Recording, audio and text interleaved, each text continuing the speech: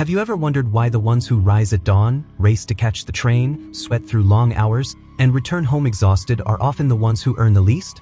Why the system seems to reward not the most hardworking, but the most cunning? And why, despite it all, we still believe that hard work is synonymous with dignity?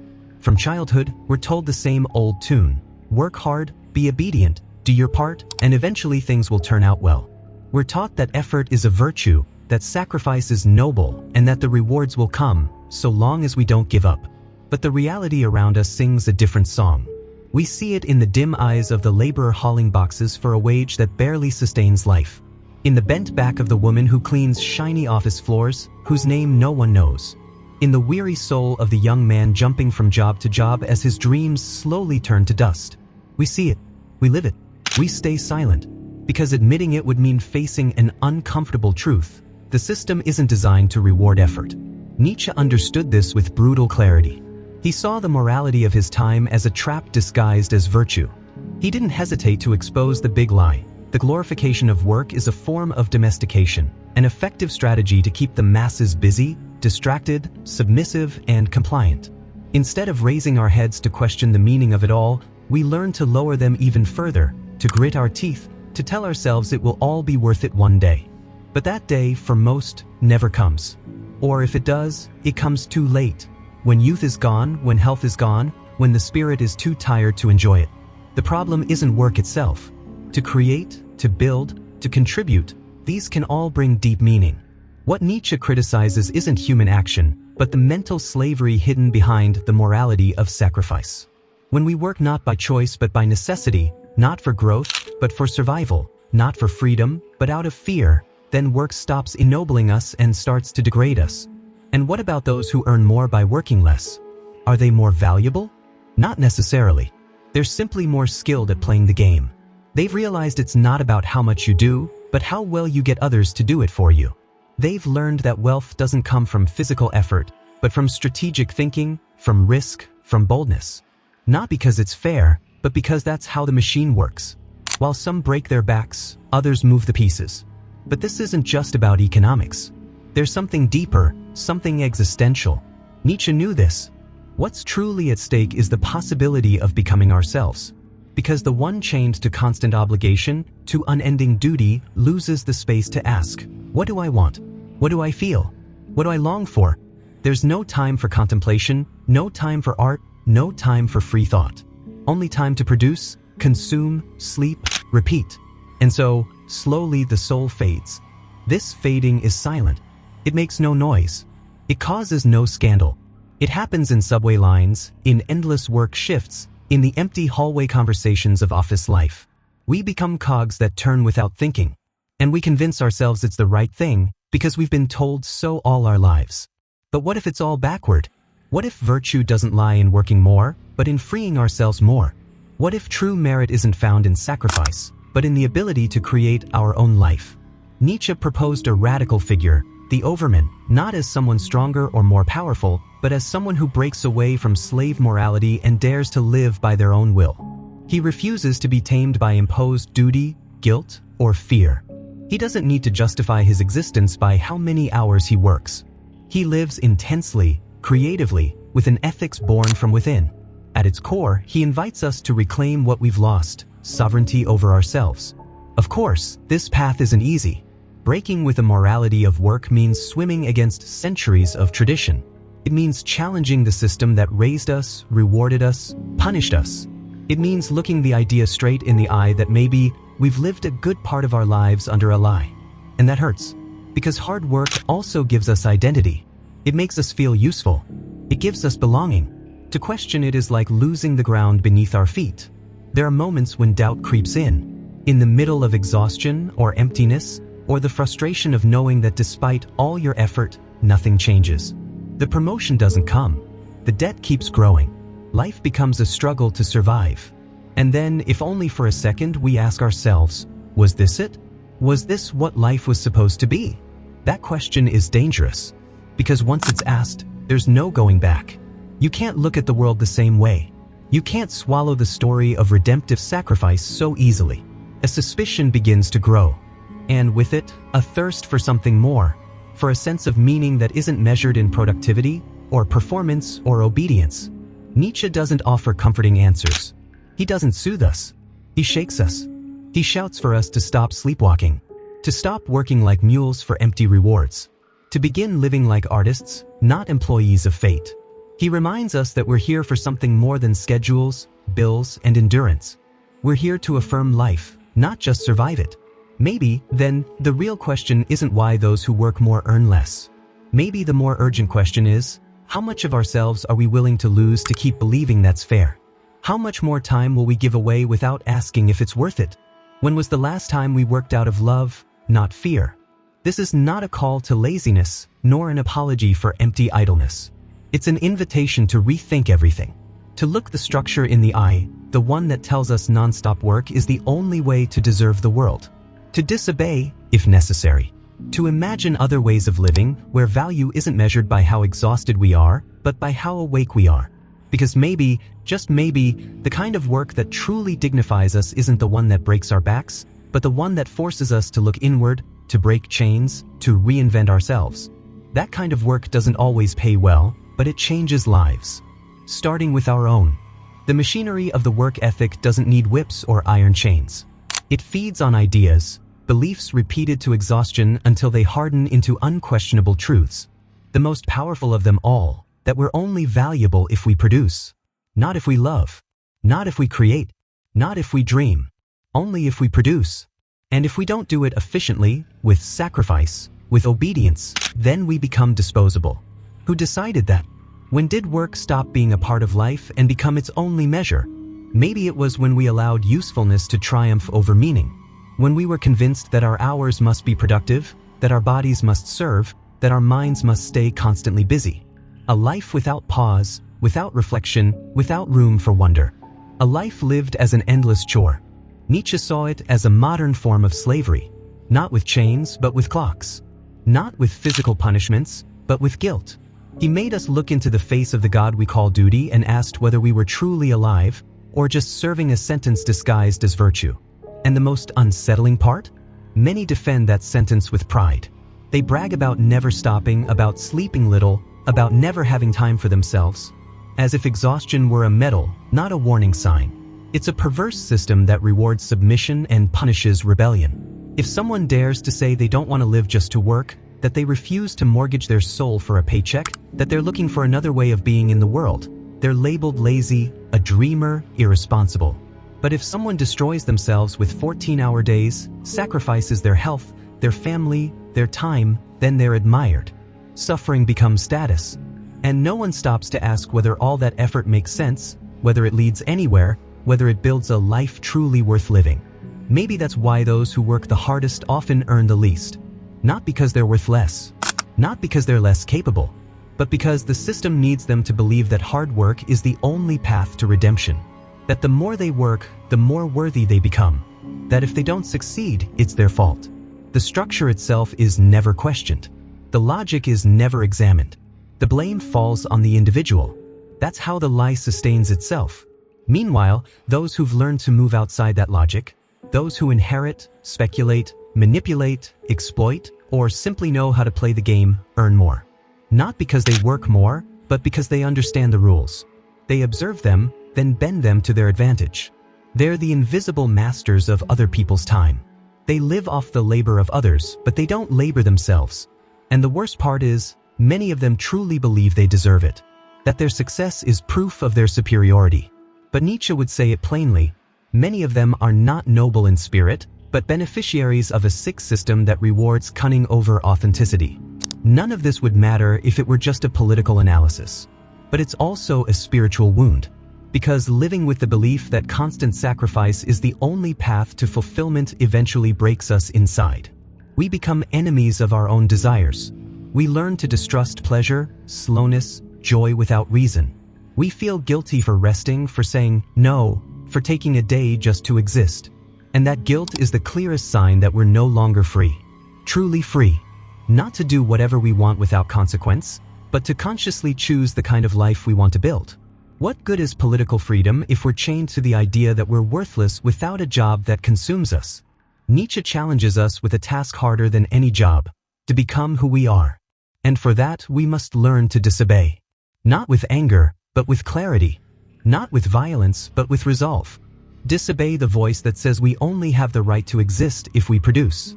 Disobey the gaze that measures our worth by our usefulness. Disobey even our inherited beliefs, if they no longer help us grow.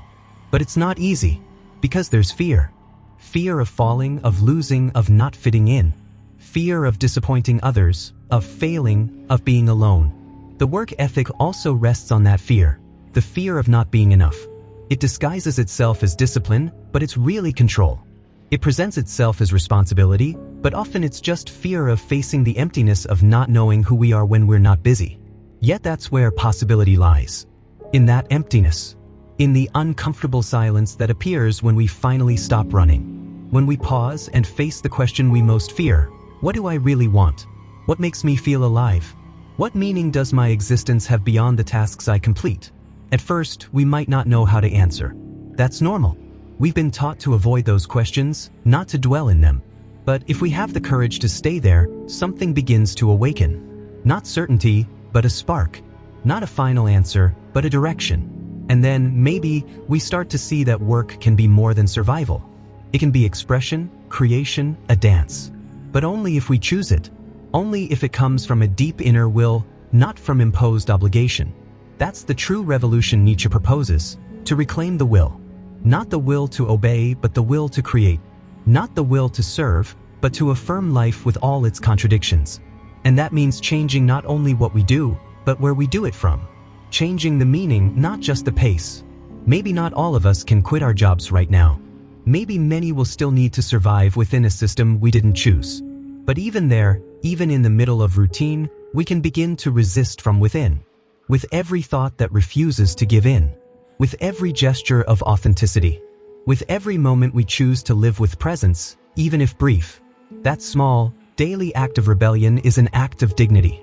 And when more people start to question, to doubt, to imagine, then maybe the system will begin to crack. Not through violence, but through awareness.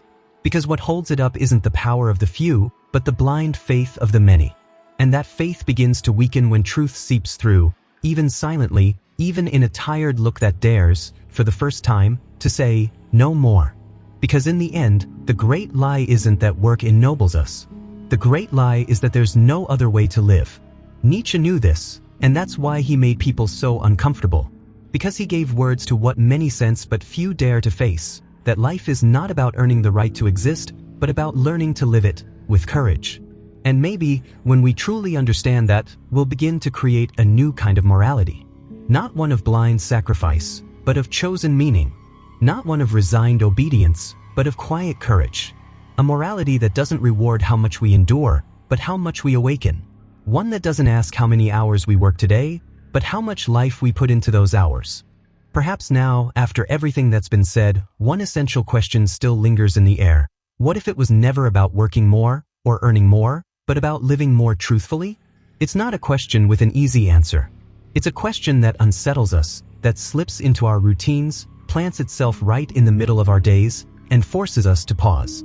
Because deep down, whether we want to admit it or not, we know something doesn't quite fit. There's a silent disconnect between the effort we give and the meaning we receive in return.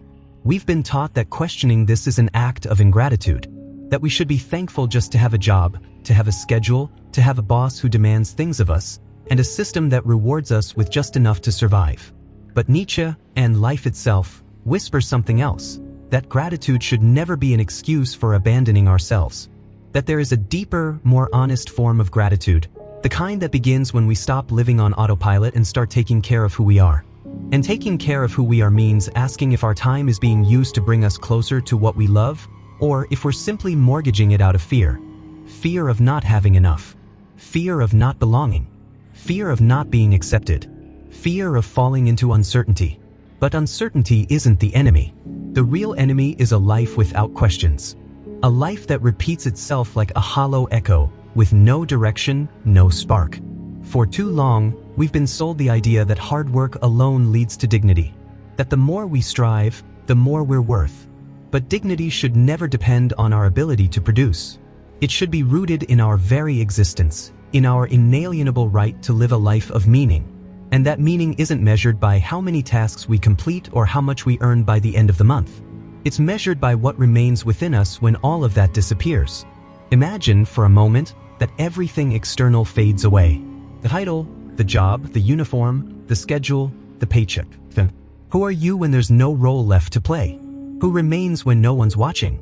That's the deeper question Nietzsche throws at us, like a spear piercing every layer of our social mask. Do you dare to look? Because if your identity depends solely on how much you work, if your self-worth is tied to your productivity, then you're not free. You're just a reflection of what others decided you should be. And that hurts. It hurts to realize we've handed our days over to a logic that isn't ours. It hurts to admit we've ignored our passions in order to follow a model that promised security but never gave us peace. But it's also a necessary kind of pain. Because on the other side of that wound lies the possibility of rebuilding ourselves from a different place. That rebuilding doesn't mean quitting your job tomorrow or escaping to the countryside to grow tomatoes. This isn't about romanticizing life. It's about becoming conscious. It's about starting to live by choice, not by inertia. To ask again, does what I do reflect who I am? Does the life I'm living honor me? Am I truly living or just surviving? And if the answer is hard, if the answer is no, then that's where everything begins. Not as a resignation, but as an affirmation. Because when we start saying no to what drains us without meaning, we're also saying yes to what heals us. And that yes isn't easy. It's a yes that may come with loss, with change, with being misunderstood. But it also brings freedom. Real freedom. Not the freedom to do whatever we want without consequence, but the freedom to accept the consequences of living in alignment with who we truly are. That's the kind of freedom Nietzsche defended. Not the comfortable kind. The dangerous kind. The kind that confronts you with yourself. The kind that leaves no room for excuses. The kind that forces you to create your own meaning, to forge your own path, even if it means going against everything you were taught. Because nothing is more tragic than living a life that isn't yours. A life where you work day and night, just to forget who you are. And maybe that's why so many people who work the hardest earn the least. Because they're busy surviving in a world that gives them no time to question anything. Because the system runs on their exhaustion. The more tired they are, the fewer questions they ask. And the fewer questions they ask, the easier it is to maintain the illusion that this is the only way life can be. But it's not. It doesn't have to be. All is not lost.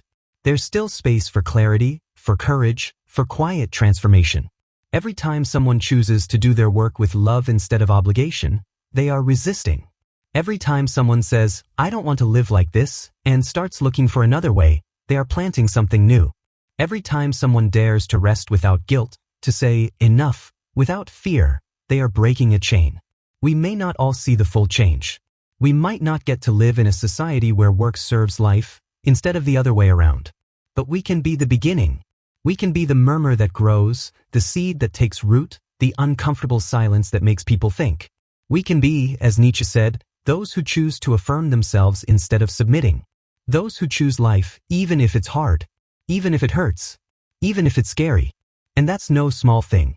In a world that rewards obedience and punishes sensitivity, being yourself is an act of bravery.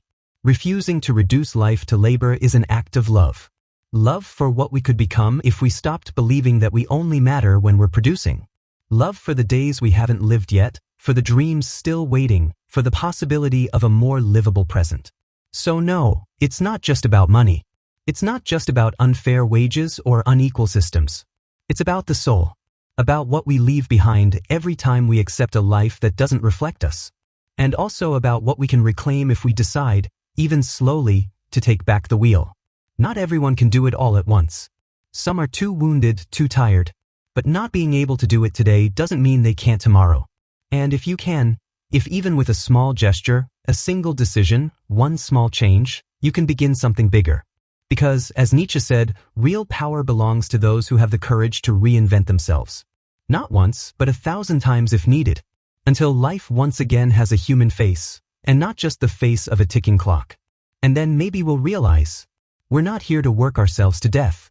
We're not here to barely earn enough just to stay afloat. Maybe we're here for something else. Something that doesn't yet have a name, but pulses within each of us. Every time, despite the exhaustion, we remember that we're still alive, that we still have a choice, that there's still time.